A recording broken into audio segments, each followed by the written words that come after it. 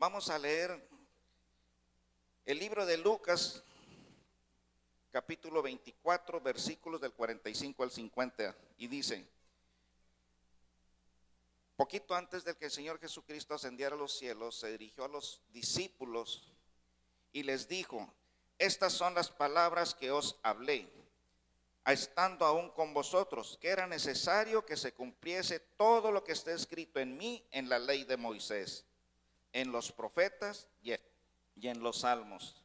Entonces les abrió el entendimiento para que comprendiesen las escrituras y les dijo: así está escrito, y así fue necesario que el Cristo padeciese y resucitase de los muertos al tercer día, y que se predicase en su nombre el arrepentimiento y el perdón de pecados en todas las naciones, comenzando desde Jerusalén, donde estaban los judíos, que son a los que primero venía él a evangelizar. Y vosotros sois testigos de estas cosas. He aquí, yo enviaré la promesa de mi Padre sobre vosotros. ¿A quién se refiere? La promesa del Espíritu Santo. Pero quedaos vosotros en la ciudad de Jerusalén hasta que seáis investidos del poder desde lo alto.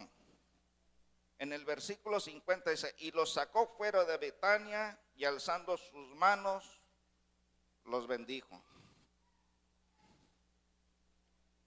Aquí literalmente el Señor Jesucristo está instituyendo la gran comisión de ir y predicar el evangelio, empezando por casa. Esa es la gran comisión que todos los hijos de Dios tenemos por compromiso a cambio de algo que ya hemos recibido por gracia. Les voy a comentar algunas. Voy a tratar de ser muy breve y no darles tantos conceptos para que lo podamos asimilar y retener en nuestra mente y en nuestro corazón. Les voy a dar dos bases principales para que los hijos de Dios podamos compartir el evangelio, el plan de salvación, y cumplir con esto la gran comisión que nos fue encomendada por nuestro Señor Jesucristo antes de partir al cielo. La primera condición que nosotros deberíamos tener es nuestra experiencia en el camino de Dios. Nuestra propia experiencia, tal como lo hizo el Señor Jesucristo con los apóstoles, para que se cumpliese la ley y todas las profecías hechas antes de que viniera Jesús al mundo. Era necesario que los apóstoles vivieran la experiencia, y les dicen: es necesario que yo pase por todo eso y que ustedes lo vean, para que ustedes sean testigos de lo que estaba escrito y se ha cumplido en el Hijo del Hombre.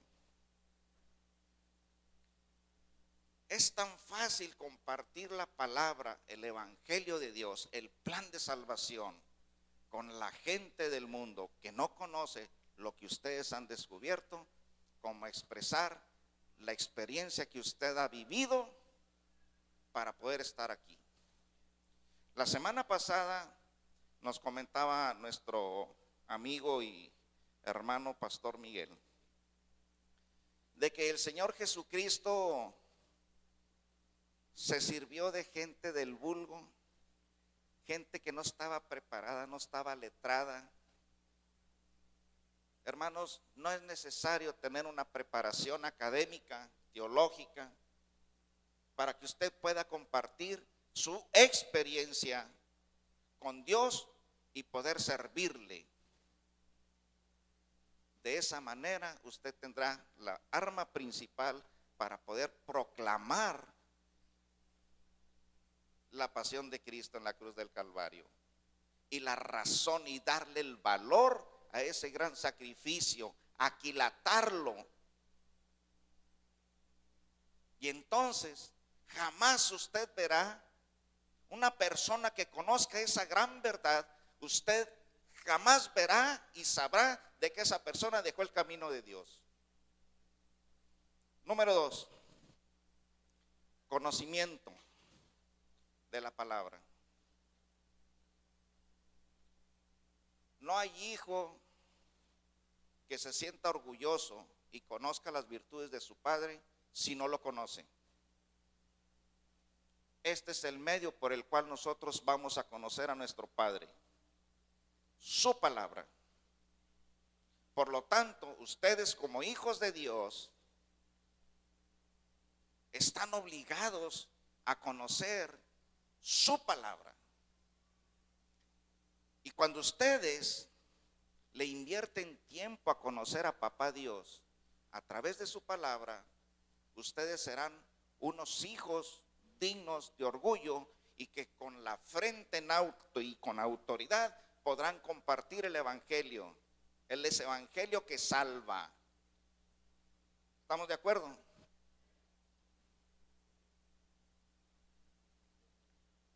¿Quién puede predicar y llevar el evangelio al mundo, a la gente del mundo? Todos. Todos aquellos que estamos aquí, todos aquellos que hemos buscado a Dios, todos aquellos que hemos experimentado y tenido una experiencia con Dios en nuestras vidas. Todo hijo de Dios son llamados a compartir su palabra y las bendiciones que Dios promete y sean cumplidas a través de nuestra propia experiencia. Recién lo decía Omar,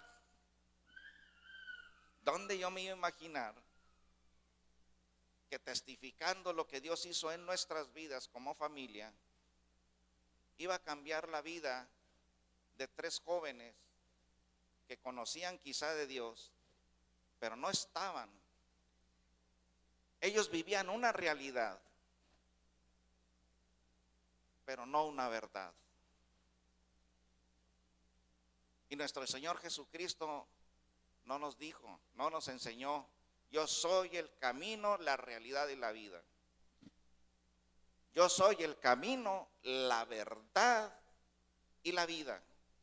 Una cosa, hermanos, es que nosotros vivamos buscando a Dios.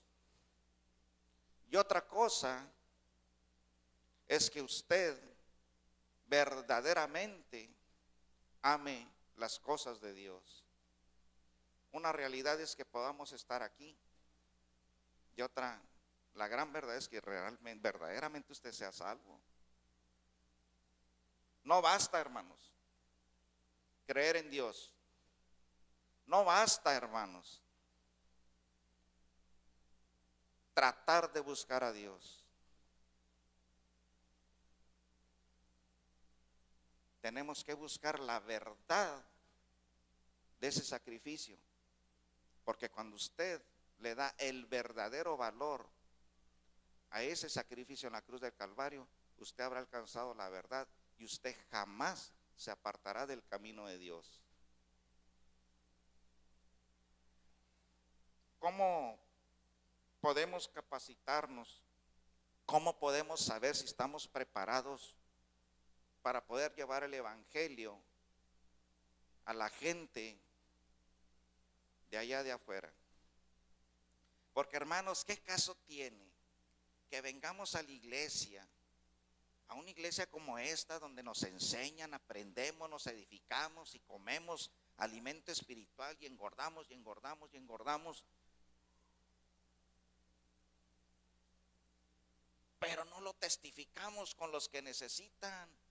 El Señor Jesucristo ciertamente instruía a los grandes sacerdotes en el templo, pero el ministerio del Señor Jesucristo se desarrolló entre la gente que no conocía, entre la gente que estaba enferma, entre la gente que estaba perdida, entre la gente que pecaba, pero que la gente necesitaba ser salva y recibir ese don de la gracia. Y decían, maestro bueno, basta que tú lo digas. Esa gente tenía fe, sabían que Jesús era el camino, la verdad y la vida. Yo a veces me pregunto, ¿qué hago aquí?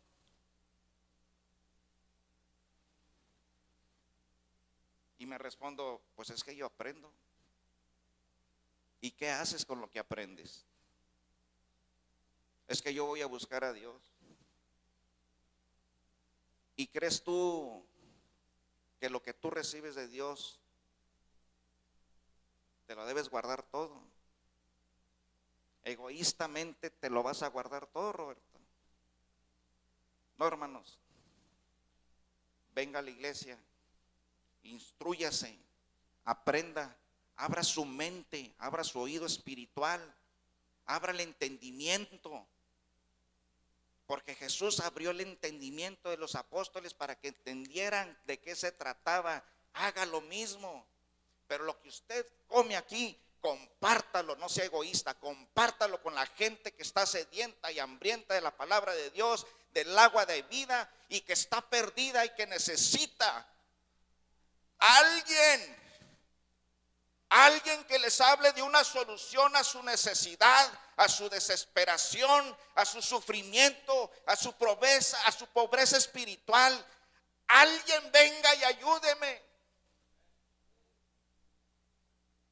Y nosotros con esa ayuda guardada, ¿de qué se trata? ¿Somos o no somos? Pregunta, ¿somos o no somos? Usted ya vivió la experiencia, por esa razón usted está aquí. Todos los que estamos aquí hemos tenido una experiencia con Dios, razón por la cual usted viene aquí a decir, gracias Señor, y dame más. Y Dios le da. Señor, no tengo para los recibos, Dios provee. Señor, dame mi salud, Dios la da. Señor, rescata a mis hijos, Dios responde. ¿Y qué hacemos nosotros? ¿Cómo correspondemos a esa dádiva de Dios? ¿Por qué explotamos las bendiciones que Dios nos da aquí? Pero ¿por qué no cumplimos con lo que Dios demanda de nosotros? ¿Somos o no somos?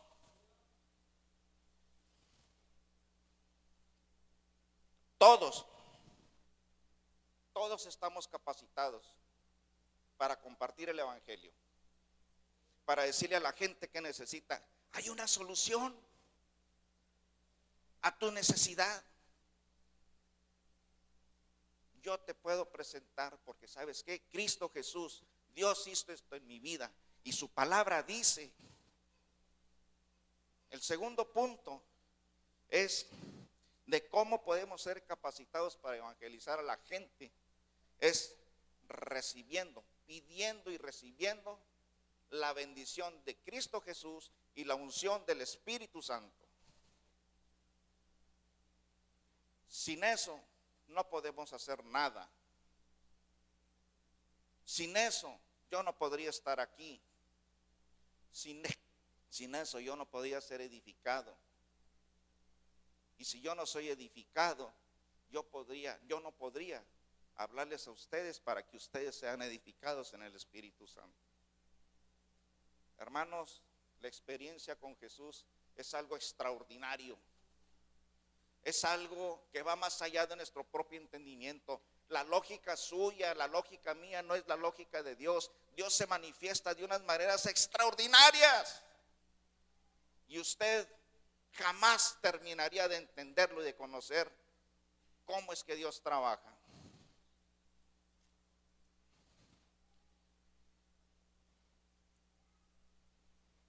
¿Cómo debemos realizar este trabajo, esta gran comisión de ir a predicar el evangelio a toda criatura?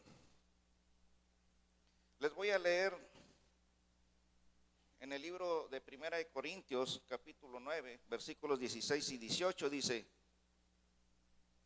¿cómo debemos realizar esta función, este trabajo encomendado por nuestro Señor. Dice, pues si anuncio el evangelio, no tengo por qué gloriarme, porque me es impuesta necesidad. Tenemos que tener esa pasión, esa necesidad de compartir las maravillas que Dios hace en sus propias vidas. Pasión por la gente que está perdida, como en algún día estuvimos nosotros. Ay de mí si no anunciar el evangelio, por lo cual si lo hago de buena voluntad, recompensa tendré, pero si de mala voluntad, la comisión me ha sido encomendada. ¿Cuál pues es mi galardón? Es decir, tengo que hacerlo de corazón,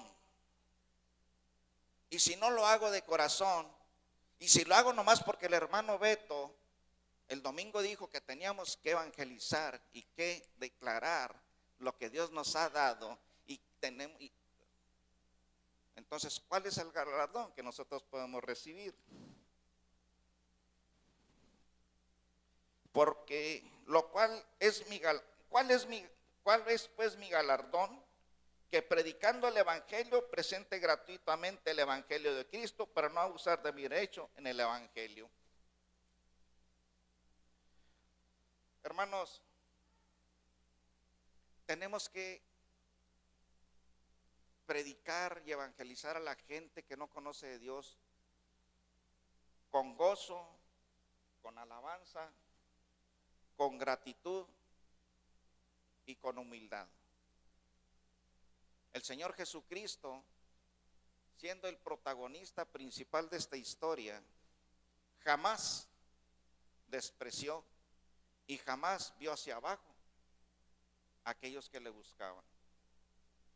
Jamás demostró ser superior. ¿Saben por qué? Porque él sabía que era superior. Él es el heredero de todas las cosas creadas por Dios.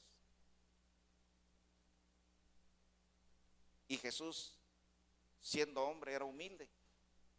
Con esa humildad, con esa gratitud, con ese gozo, nosotros como hijos de Dios debemos proclamar las maravillas que Dios puede hacer en nuestras vidas a aquellos que no conocen esta vida.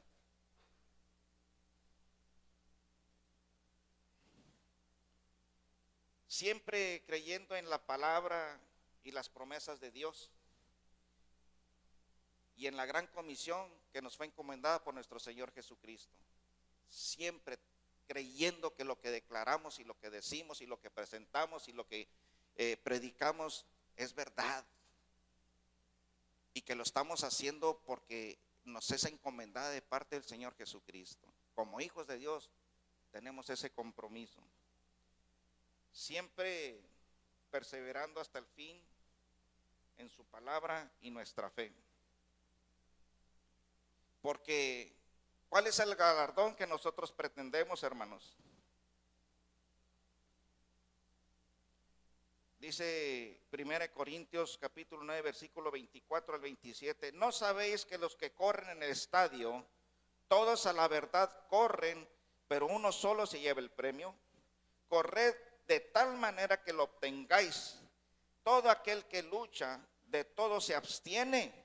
Ellos a la verdad para recibir una corona corruptible, pero nosotros recibiremos una corona incorruptible. Los premios del mundo y los esfuerzos del mundo no se comparan con el premio que nosotros tendremos ante nuestro Dios el día del juicio final. Recibiremos un premio, una corona incorruptible para siempre, para la eternidad. Así que yo de esta manera corro, no como a la aventura, de esta manera peleo, no como quien golpea el aire, sino que golpeo mi cuerpo y lo pongo en servidumbre, no sea que habiendo sido yo heraldo para otros, yo mismo venga a ser eliminado. ¿Qué nos habla esto? Que tenemos que golpear nuestro cuerpo, nuestras necesidades en la carne. Tenemos que vencer las cosas que vemos, no debemos participar de las cosas y las prácticas del mundo. No vaya a ser, hermanos, que por complacer a nuestras amistades y a las gentes que pertenecen al mundo, nosotros mismos vayamos a perder nuestro galardón. No es fácil. No es fácil, hermanos.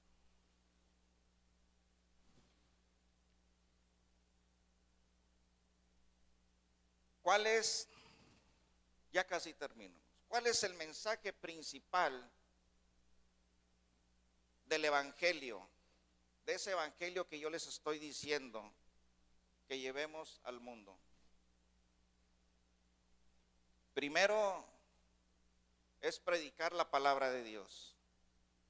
Teniendo el conocimiento, estamos forzados a predicar la palabra de Dios.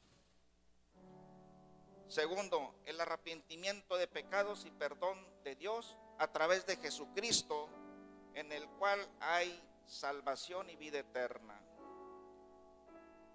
Y dice, comenzando desde Jerusalén. Comenzando desde casa. Mis hermanos, amigos que nos visitan, el buen juez por su casa empieza. Nosotros, padres, estamos obligados como hijos de Dios a predicar el evangelio y pedir por las almas de nuestros hijos.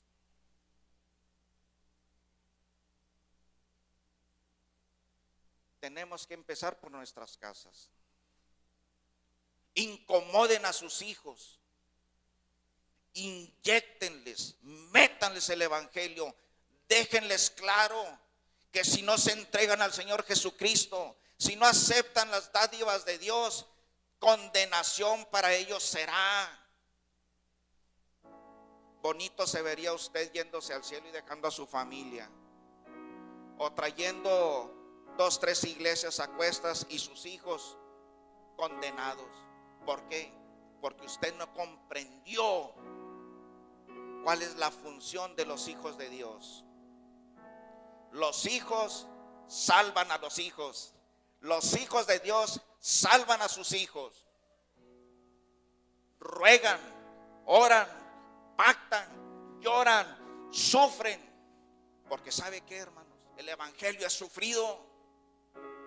No importa si el hijo te rechaza. No importa si el hijo, la hija, el padre, la madre, el hermano te dice, estás loco, yo no necesito de eso. Yo lo hice una ocasión. Yo lo hice una ocasión y no me fue muy bien.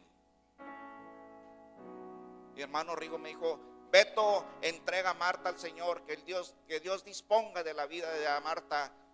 ¿Estás loco? Yo tengo con qué curarla.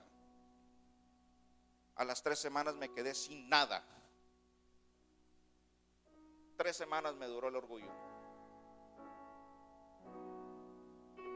Y Dios me despojó de todo. Y no me quedó más que humillarme ante Dios y decirle, Señor, me doy, perdóname por ser tan insensato, perdóname por rechazar, Señor, lo que tú me decías a través de tu siervo. Descansa en mí, yo te doy. El día que yo me humillé ante Dios y yo pacté con mi Dios a cambio de la salud o del cortar el sufrimiento de mi esposa. Mi esposa, de hecho, falleció 2 veces y tuvo que ser revivida en la clínica Boca de Monterrey en el 99. Y cuando yo perdí casa, perdí muebles, perdí camioneta, perdí todo, no me quedó más que refugiarme en Dios y reconocer y pedir perdón y pactar. Yo te entrego a mi esposa, pero si te la vas a llevar, llévatela ya. Pero Señor, si la vas a sanar, sánala ya. Eso yo lo hice a las 12 de la noche que salió el autobús de Piedras Negras a Monterrey. Pasando por la planta termoeléctrica me cayó el 20 y empecé a platicar con Dios. Pacté con Dios. Llegando a Nueva Rosita,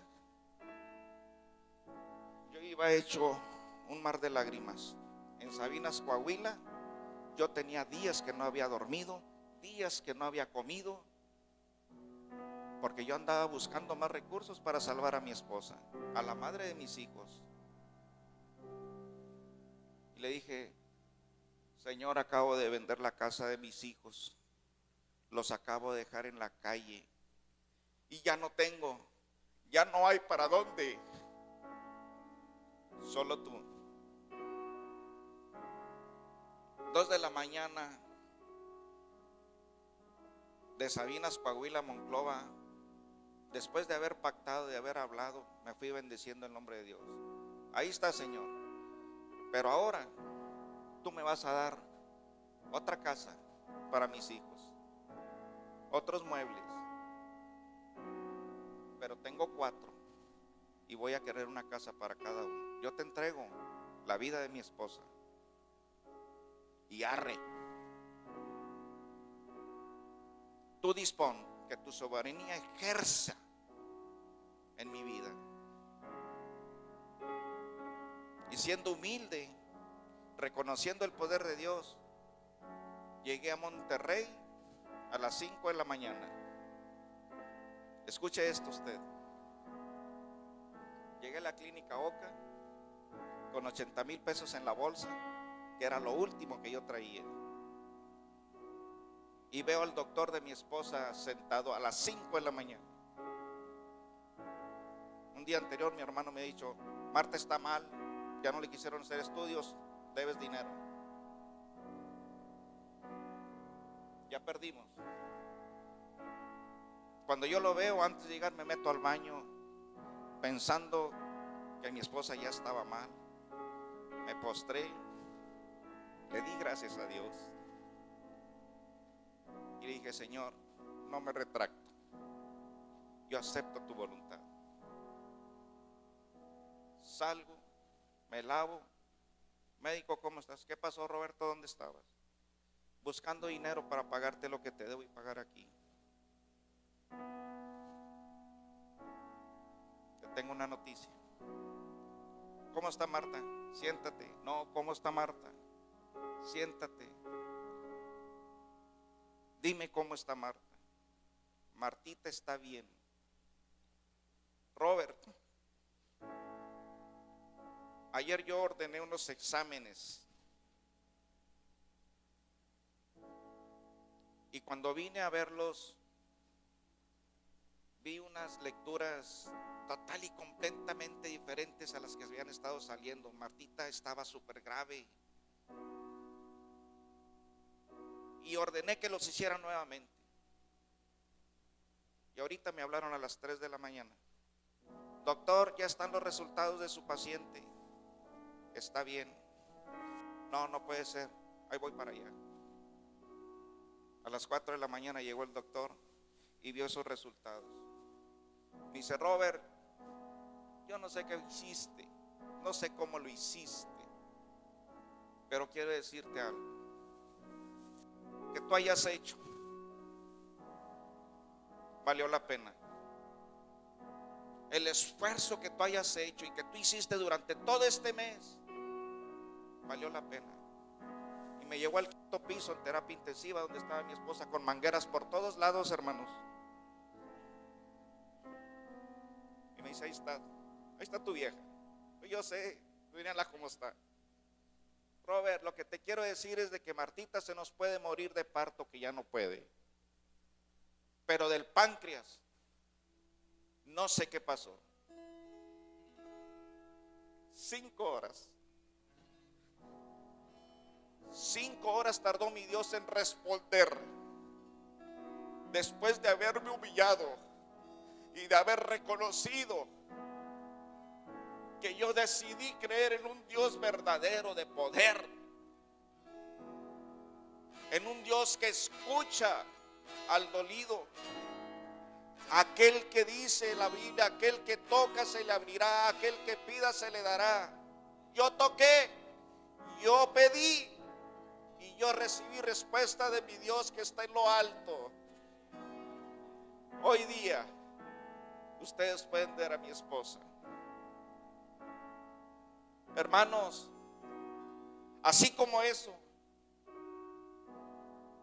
yo he clamado por la vida y la salvación y he reclamado el alma de mis hijos.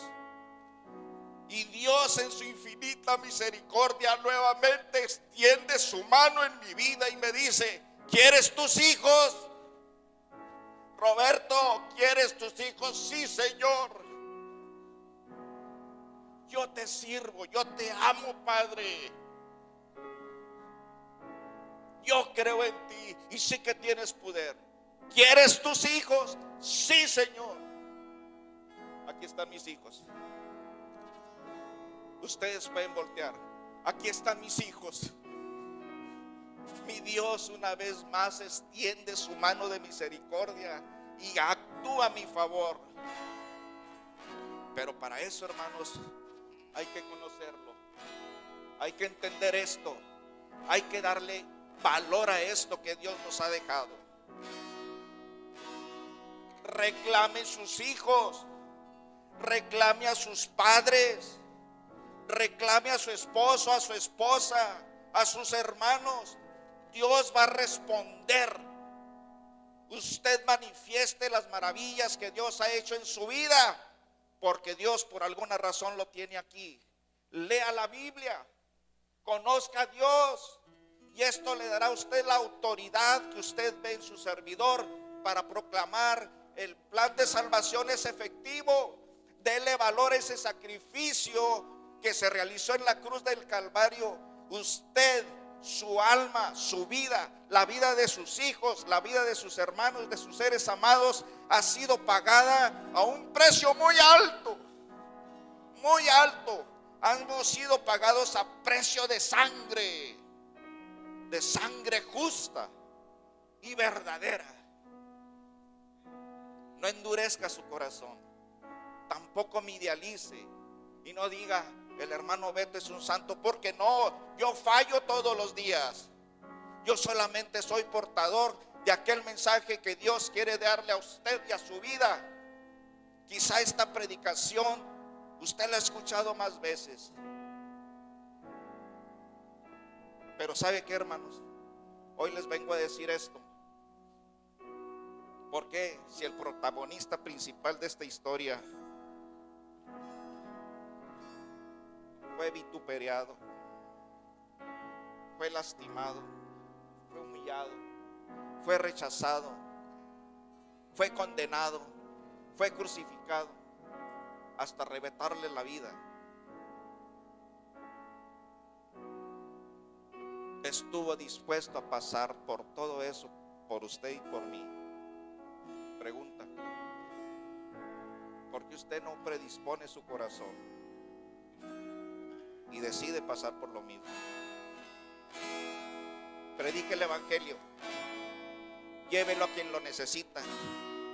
Venga a la iglesia, nútrase, aprenda, ore, lea Biblia, ayune, porque hay espíritus que solamente salen con ayuno y oración. Ayune, pacte con Dios y lleve el plan de salvación a la gente que lo necesita. Allá está la gente, hermanos. Allá está el trabajo, no aquí. Allá, allá. Vistámonos con la armadura de Cristo y salgamos como buenos guerreros. No seamos egoístas. Compartamos de lo que Dios nos ha dado. No nos dejemos engañar, mis queridos hermanos. No nos dejemos engañar por el enemigo viviendo una doble moral espiritual. siendo aquí unos y afuera otros. El evangelio, hermanos, confronta al pecado. El evangelio, el cristianismo, nos crea una enemistad con el mundo y sus costumbres. Usted evangelice, usted comparta el plan de salvación, aunque lo rechacen, aunque lo menosprecien, aunque lo vituperen, aunque lo acusen de raro. Porque sabe que usted, como hijo de Dios, efectivamente es raro para el mundo. Porque usted debe pensar, usted debe de actuar, usted debe de vivir, usted debe de hablar, usted debe hasta de caminar diferente que la gente que está en el mundo. Si usted se hace partícipe de las actividades, de las costumbres del mundo, condenación puede haber para usted. No importa que lo lastimen. El evangelio a veces duele, y duele mucho, y duele más cuando usted lleva el evangelio a sus propias familiares, a su propia casa, y es rechazado como fue Jesucristo. Duele. El evangelio, hermanos, duele, pero salva. El evangelio duele, pero salva. Hay que sentir pasión por las almas, hermanos. Ya voy a acabar. Para aquellas personas y para nuestros propios hermanitos, Dios nos da una promesa. Para las personas que están aquí nuevos y que no conocen muy bien todavía de qué se trata esto, hay una promesa que Dios da. Y para ustedes, mis hermanos, arrebaten esta promesa. Isaías 41:10 al 13 dice: no temas, porque yo estoy contigo. No desmayes, porque yo soy tu Dios, que te esfuerzo, siempre te ayudaré, siempre te sustentaré con la diestra de mi justicia. He aquí que todos los que se enojan contra ti serán avergonzados y confundidos, serán como nada y perecerán los que contienden contigo. Buscarás a los que tienen contienda contigo y no los hallarás. Serán como nada y como cosa que no es aquellos que te hacen la guerra. Porque yo, Jehová, soy tu Dios, quien te sostiene de tu mano derecha y te dice: no temas, yo te ayudo, yo estoy contigo. Hermanos, no tengan miedo, compartan el evangelio, claven la daga de doble filo. No importa que usted sufra, la promesa de Dios se cumplirá en su vida y Él promete que estará con usted, no lo abandonará, lo sostendrá de su mano derecha con la diestra de su justicia. Créalo. Y si usted no abre su corazón y no está dispuesto a creer esta promesa de Dios y no está dispuesto a cumplir con esta gran comisión de ir y predicar el evangelio a toda persona, empezando por la casa, entonces usted no está en el lugar equivocado. Yo les podría decir, si usted no está dispuesto a cumplir, está en el lugar equivocado, pero no, usted está en el lugar correcto, donde usted puede ser capacitado para desarrollar esto, para creer, para estar cierto, para saber qué es lo que usted está haciendo y por qué usted debe de estar aquí. Estamos aquí, hermanos, porque hemos sido salvos y porque le damos valor a ese sacrificio en la cruz del Calvario. Jesús vino a salvar. La segunda venida de Cristo está próxima, a la vuelta de la esquina, pero no vendrá a salvar ni a perdonar, vendrá a juzgar, y va a juzgar a aquellos que sabiendo no supieron, y viene a juzgar a aquellos que sin saber fueron condenados. Como decía el pastor Angelito, díganles, ven a ver para que veas. Ven a ver para que veas lo que Dios puede hacer por todos y cada uno de nosotros. Llévese esta palabra en su corazón, mi querido hermano. Clame por sus hijos y busque la corona incorruptible, el premio que no perece jamás, y sea obediente. Los pecados, hermanos, las faltas que usted y yo podamos cometer todos los días, la lascivia, la fornicación, robar, el vituperio, la envidia, esos afectan la santidad de Dios. Pero la rebeldía, tal como le pasó a Satanás, las rebeldías afectan directamente la personalidad de Dios, afectan directamente a Dios.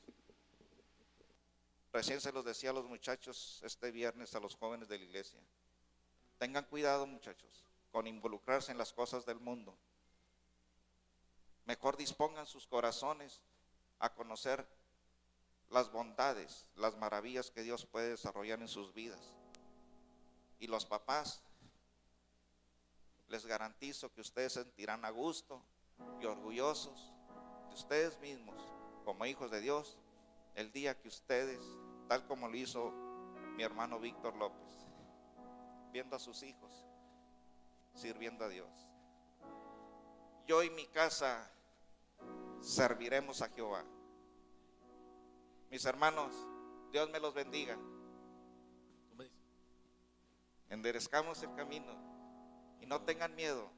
Dios promete estar con nosotros y va a estar con nosotros. La gloria de Dios,